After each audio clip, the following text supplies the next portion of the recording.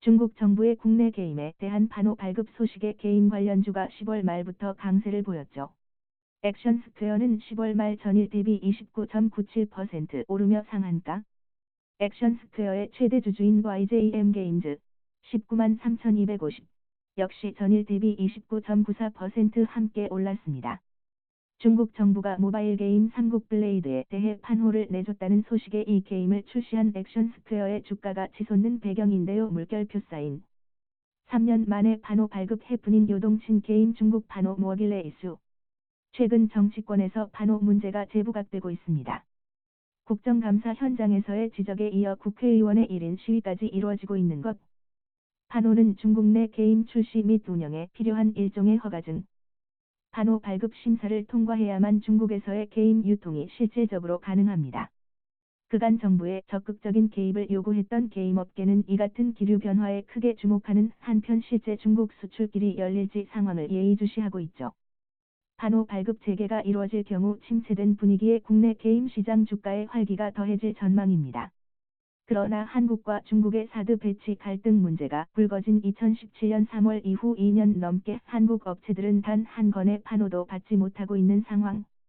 액션 스퀘어 주가 모바일 게임주 액션 스퀘어 중국 판호 허가 번복 진실은 중국 판호 허가가 사실이 아니라는 기사가 떠오르자 미끄러진 액션 스퀘어. 하지만 우회 허가 때문에 중국 판호 허가를 크게 공식화하지 않는다는 의견도 많죠. 과연 숨기고 있는 진실은 무엇일까요? 삼국 주장록 우회 허가라도 액션 스퀘어가 받았다면 예상 매출은 중국에서 어마어마하겠죠. 출처 액션 스퀘어 홈페이지. 게임주 액션 스퀘어 전망은 밝을까? 다른 게임주 엔드사인 엔터주 총정리 수능도 끝나고 이제 지스타도 얼마 남지 않았다는 게 첫 번째 이슈.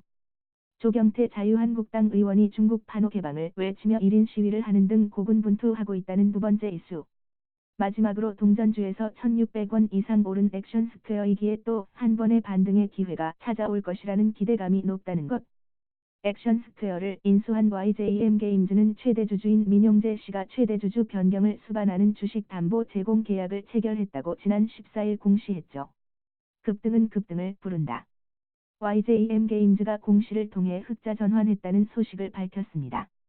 YJM 게임즈 주력 고객사의 판매 호조와 적용처 확대로 3분기 실적이 살아났다고 할 수 있는데요. YJ 게임즈가 오르면 따라 오르는 종목이 액션 스퀘어라고 볼 수 있습니다.